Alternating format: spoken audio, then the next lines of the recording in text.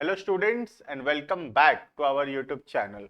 आज के क्लास में हम कंटिन्यू करेंगे अपना टॉपिक कॉस्ट अकाउंटिंग के अंदर जो लेबर वाला यूनिट चल रहा था उसके अंदर आज हम एक बहुत ही इंपॉर्टेंट टॉपिक पढ़ेंगे। The name of the topic is employ या लेबर टर्नओवर।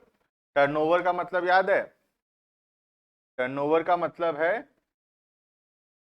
वैसे तो वहां पे टर्नओवर का मतलब सेल्स है, लेकिन यहाँ पे वैसे टर्नओवर का मतलब है चेंज। चेंज का मतलब कितने फ्रीक्वेंटली एम्प्लॉय जो है चेंज हो रहे हैं ऑर्गेनाइजेशन के अंदर, वो कैलकुलेट करता है एम्प्लॉय टर्नओवर रेशियोज। हम लोग कुछ रेशियोज यहाँ पे कैलकुलेट करेंगे जो कि ये बताएगा कि कितना फ्रीक्वेंटली या कितना ज्यादा या कितना कम ऑर्गेनाइजेशन में एम्प्लॉयज चेंज हो रहे हैं।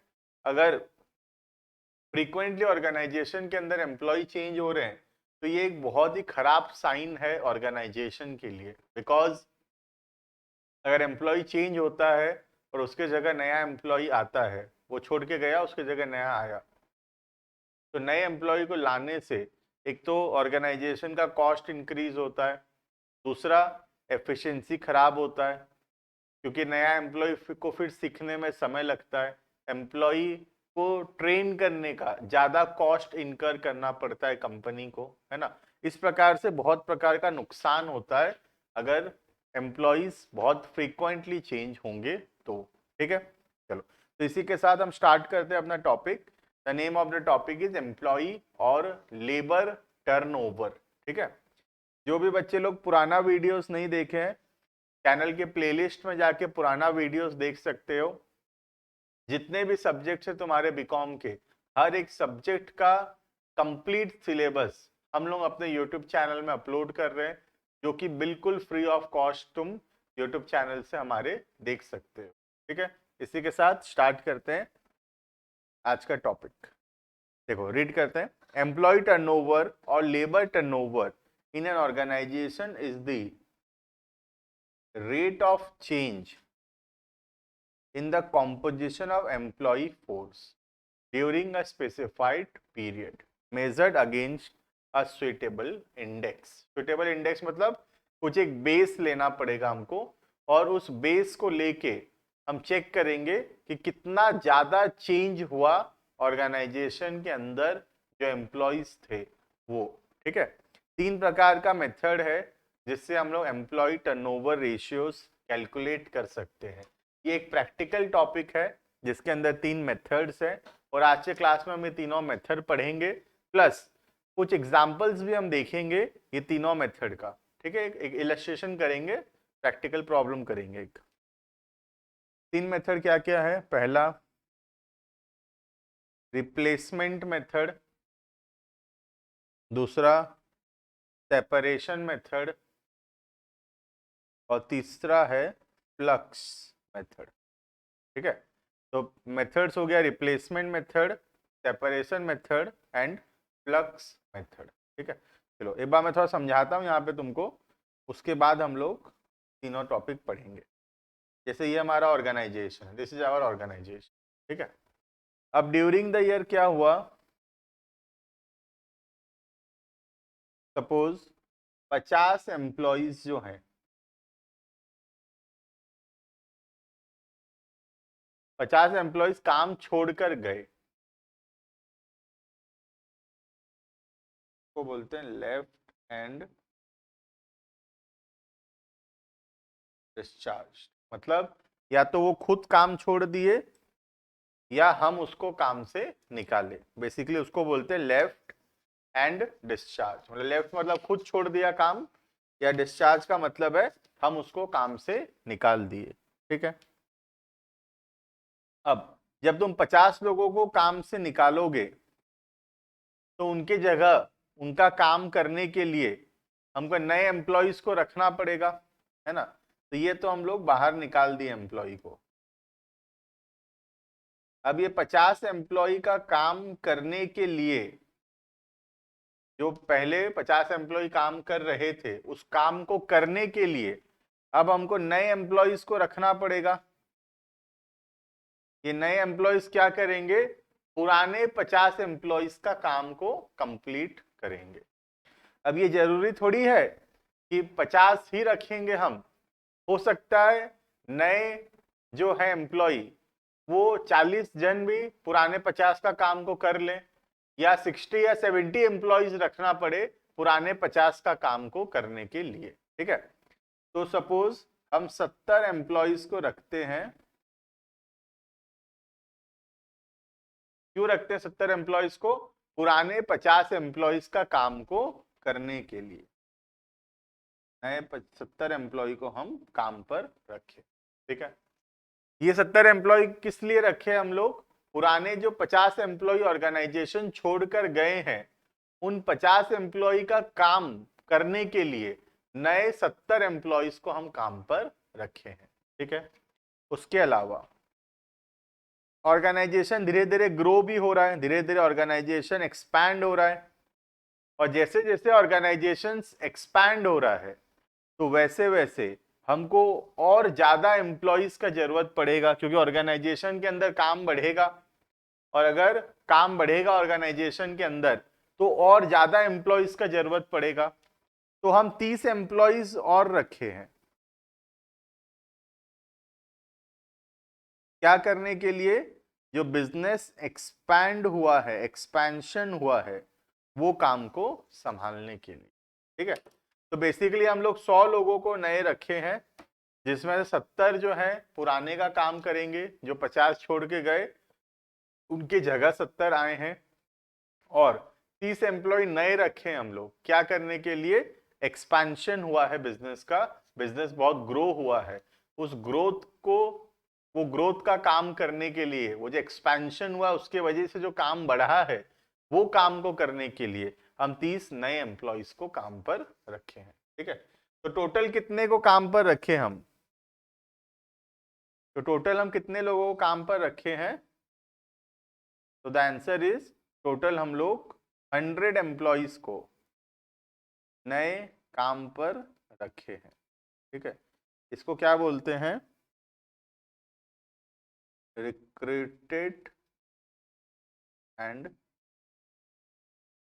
ज्वाइंट, मतलब नए कितने को काम पर रखा गया है। टोटल नए कितने को रखा गया है? 100 को रखा गया है। ठीक है, ये पुराना दुकान हटा देता हूं मैं। अब देखो यहाँ पे क्लियर है एकदम, 50 एम्प्लॉय काम छोड़कर गए थे, उन 50 एम्प्लॉय का काम करने के लिए 70 नए एम्प्लॉयज को काम पर रखा गया है। ठीक है, और 30 नए एम्प्लॉयज को और रखा गया है। क्यों रखा गया है? ताकि वो लोग बिजनेस जो एक्सपैंड हुआ है, बिजनेस जो ग्रो हुआ है, उसके वजह से जो नए एम्प्लॉयज का दरकार पड़ेगा वो काम को करने के। तो टोटल 100 एम्प्लॉयज हम रखे हैं नए, जिसमें से 70 जो है पुराने 50 का काम करने के लिए हैं, और 30 जो नया काम आ रहा है उसको करने के लिए रखे गए हैं। ठीक है, अब ये 3 मेथड जो है आओ देखते हैं। सबसे पहला replacement method. Replacement method consider करता है कितने एम्प्लॉय को हम लोग ऑर्गेनाइजेशन में रिप्लेस किए हैं। रिप्लेस करना मतलब पुराने एम्प्लॉय के जगह रखना। तो पुराने के जगह हम कितने को रखे हैं? पुराने 50 की जगह नए 70 को रखें। तो ये मेथड 70 एम्प्लॉयज के बारे में है जो नए रखे गए हैं, किनके जगह पर? पुराने की जगह पर। उसको बोलते हैं रिप्लेस करना। रिप्लेस करना मतलब जो काम छोड़कर गए हैं उनके जगह काम पर रखना। ठीक है, सेपरेशन मेथड। सेपरेशन मेथड किसके बारे में है? वो 50 एम्प्लॉयज के बारे में है जो काम पर थे पहले, अब उनको काम से निकाला गया है या वो काम छोड़कर चले गए, मतलब हमसे सेपरेट हो गए, हमसे अलग हो गए हैं, उसको बोलते हैं सेपरेशन। ठीक है, तो सेपरेशन मेथड 50 एम्प्लॉय के बारे में है जो काम छोड़कर गए हैं या निकाला गया है। रिप्लेसमेंट मेथड 50 के जगह जो नए 70 आए हैं उनके बारे में है। और फ्लक्स, फ्लक्स तीनों के बारे में है। नंबर ऑफ सेपरेशन, कितने छोड़कर गए, प्लस नंबर ऑफ रिप्लेसमेंट, उसके जगह कितने आए, plus number of new joining. New joining मतलब एक्सपेंशन की वजह से जो ज्वाइन किए, मतलब 30। समझ में आ रहा है? तो ये हो गया फ्लक्स। फ्लक्स तीनों के बारे में है, मतलब टोटल कितना चेंज हुआ, कितने छोड़कर गए, उनके जगह कितने नए आए, और एक्सपेंशन की वजह से कितने नए एम्प्लॉइज आए हैं। समझ पा रहे हो? तो ये एग्जाम्पल से तुमको क्लियर होगा बेटा, वरना तो दिमाग घूम जाएगा कहां पे क्या लेना है। ठीक है, तो 50 एम्प्लॉइज, ये कौन सा मेथड में आएगा? ये सेपरेशन में आएगा। कितने अलग हुए हैं, उनके जगह जो नए आए हैं वो किस में आएंगे? That will come under replacement. और तीनों मिलाकर क्या है? Flux. Is it clear? Yes sir, it is clear. चलो आ जाते हैं, देखते हैं रिप्लेसमेंट क्या बोल रहा है। ठीक है, अब अच्छा समझ में आएगा replacement. This method takes into consideration actual replacement of employees irrespective of number of person living the organisation. मतलब कितने लोग काम छोड़कर गए हैं उससे मतलब नहीं है, उनके जगह कितने लोग नए आए हैं। उनके जगह मतलब टोटल नए कितने आए वो नहीं, टोटल नए तो 100 आए थे, 70 रिप्लेसमेंट में और 30 एक्सपेंशन की वजह से। ये वाला मेथड 100 के बारे में नहीं है, ये मेथड रिप्लेसमेंट मतलब 70 के बारे में है। ठीक है, तो फॉर्मूला क्या है मैं यहां लिख देता हूं तो क्लियर रहता है इससे। 70, ठीक है, 70 के बारे में। Number of employee replaced during the year 70 divided by average number of employee. अब एवरेज का मतलब है ओपनिंग में कितने एम्प्लॉय थे, क्लोजिंग में कितने एम्प्लॉय थे, उसका एवरेज। मतलब opening employee plus closing employee divided by 2, उससे आ जाएगा एवरेज। ठीक है सर, हम इनको रोक क्यों नहीं रहे हैं? सर ये हमारा ऑर्गेनाइजेशन छोड़ के जा रहे हैं, तो हम लोग इनको रोक क्यों नहीं रहे? बेटा जाने वाले को कोई नहीं रोक सकता, है ना। याद होगा तुमको भी अपना जवानी का दिन, है ना। जाने वाली को कोई नहीं रोक सकता, है ना। ठीक, नेक्स्ट। ये मेथड कंसिडर नहीं करता है क्या चीज?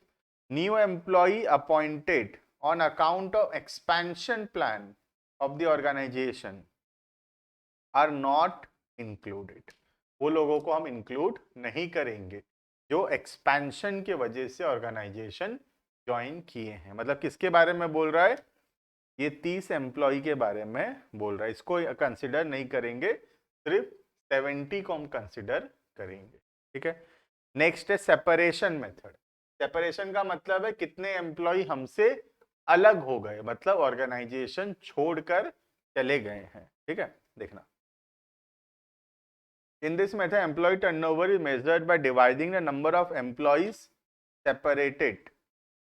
कितने अलग हो गए, मतलब या तो लेफ्ट मतलब खुद छोड़ के गए, या डिस्चार्ज मतलब हम निकाले।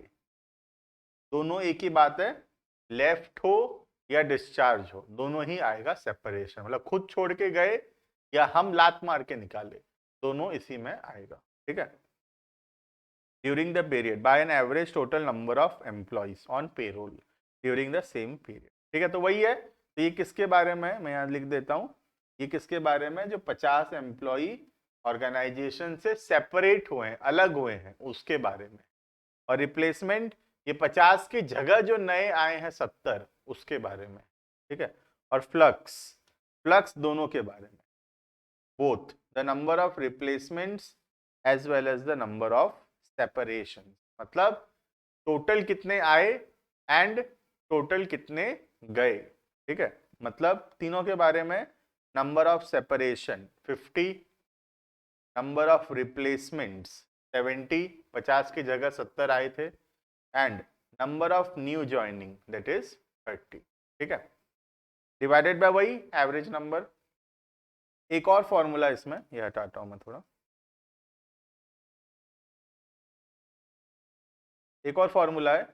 ये जो नंबर ऑफ रिप्लेसमेंट और नंबर ऑफ ज्वाइनिंग है,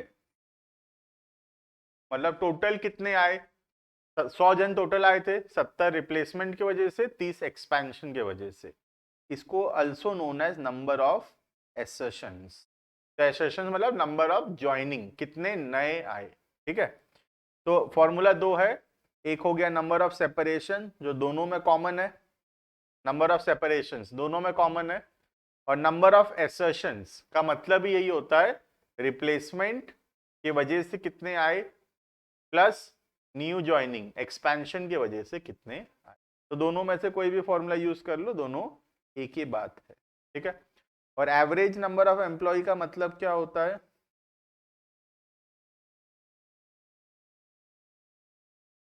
एवरेज का मतलब होता है opening employee plus closing employee divided by 2। Opening में कितने थे, क्लोजिंग में कितने हैं, डिवाइडेड बाय 2, वो हो गया एवरेज, ठीक है। चलो इसी के साथ हम एक एग्जांपल लिखते हैं। एग्जांपल तुमको और बेटर समझ में आएगा कि यहाँ पे कैलकुलेशन कैसे किया जाएगा, ठीक है। देखना एग्जांपल एक लिखते हैं जिसमें तीनों मेथड क्लियर रहेगा, ठीक है।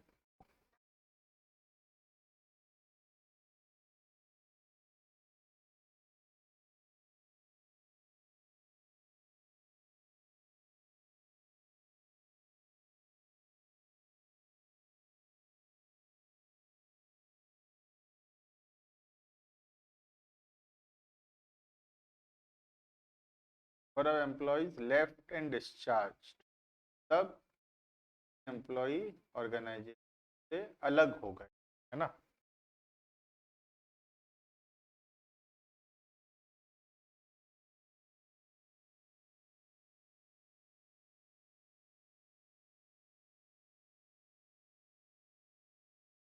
Number of new employees joined as replacement, 30 जन छोड़ के गए के जगह 30 एम्प्लॉय का जरूरत पड़ा, ठीक है। तो नंबर ऑफ एम्प्लॉय रिप्लेस्ड कितना है, 30।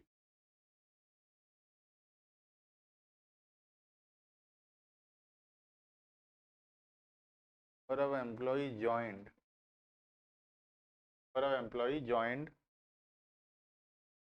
ड्यू टू पेंशन 40, 40 नए एम्प्लॉयज को हम काम पर रखे, क्यों? क्योंकि हमारा बिजनेस जो है बहुत एक्सपैंड हो गया है, ठीक है।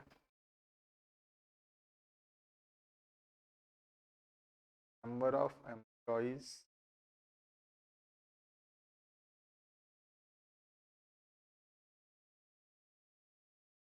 The beginning of the year, साल के स्टार्टिंग में 950 एम्प्लॉयज थे, ठीक है। ईयर के बिगिनिंग में कितने एम्प्लॉयज थे, 950।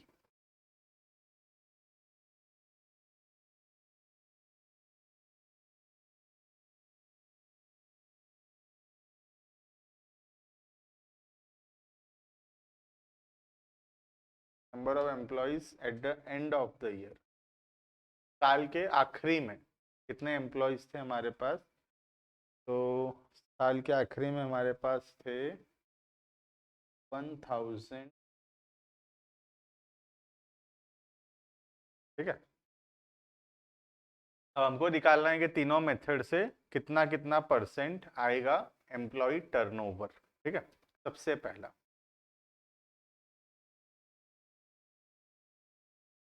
Replacement,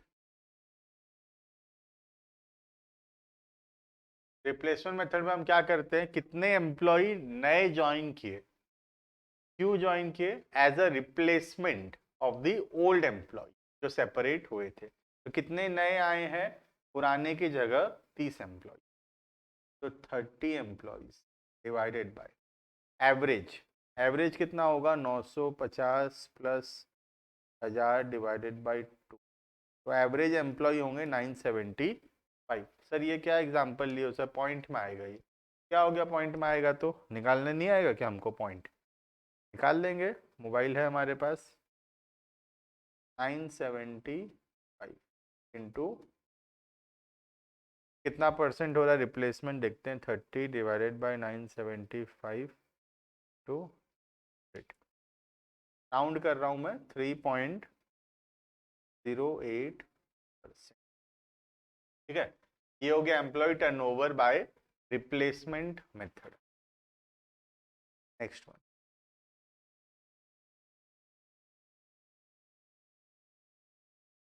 separation method. Separation method में हम क्या करते हैं, कितने एम्प्लॉय सेपरेट हुए, मतलब कितने एम्प्लॉय लेफ्ट मतलब छोड़ के गए या डिस्चार्ज निकाले, वही एवरेज।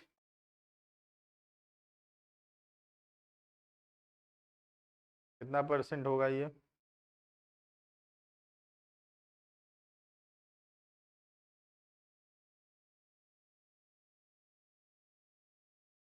2.5, 2.05, ठीक है। उसी हिसाब से फ्लक्स मेथड में हम क्या करते हैं, टोटल कितना चेंज हुआ, मतलब कितने रिप्लेस हुए, कितने सेपरेट हुए और कितने नए ज्वाइन किए ड्यू टू एक्सपेंशन, ठीक है। तो ये तुम्हारा काम है अब कि मुझे कमेंट करके बताना है कि फ्लक्स मेथड में कितना परसेंट चेंज आएगा या कितना परसेंट होगा एम्प्लॉय टर्नओवर रेशियो, ठीक है। तब पढ़ा दिया हूं तुमको फ्लक्स मेथड, अच्छे से समझा दिया हूं। तुम्हारा काम है फ्लक्स मेथड का आंसर जो है मुझे कमेंट करके बताना। सारा काम मैं ही थोड़ी करूंगा बेटा, कुछ काम तुम भी करोगे ना, है ना। एग्जाम मेरा है क्या, बताओ, मेरा एग्जाम है, किसका एग्जाम है, तुम्हारा एग्जाम है, तो तुमको भी आना चाहिए थोड़ा बहुत। तो फ्लक्स मेथड का आंसर बच्चे कमेंट करके बताएंगे, मैं पर्सनली देख रहा हूँ, ठीक है। कौन कौन सही आंसर देगा मैं उसको थम्स अप दूंगा, ठीक है। चलो इसी के साथ ये वीडियो एंड करते हैं। अभी ये वाला जो टॉपिक हम पढ़ रहे थे एम्प्लॉय टर्नओवर, ये कंप्लीट नहीं हुआ है, इसका अभी कुछ थ्योरी पोर्शन अभी बचा हुआ है, दैट इज एम्प्लॉय टर्नओवर क्यों होता है, क्या रीजन है एम्प्लॉय टर्नओवर होने का, क्या प्रकार का कॉस्ट होता है, खर्चा क्या होता है, क्या नुकसान होता है कंपनी को अगर ज्यादा एम्प्लॉय टर्नओवर होगा। तो ये सब हम लोग आने वाले क्लासेस में पढ़ेंगे, नेक्स्ट वीडियो में ही पढ़ेंगे। एम्प्लॉय टर्नओवर का कंटिन्यूएशन का वीडियो रहेगा वो, ठीक है। वीडियो पसंद आया तो लाइक करना, चैनल को सब्सक्राइब करना, दोस्तों के साथ शेयर करना, और हमारे Instagram Telegram IDs WhatsApp group सबका लिंक डिस्क्रिप्शन में दिया हुआ है, तो जरूर से फॉलो करना, उससे तुमको टाइमली अपडेट्स मिलता रहेगा। Thank you and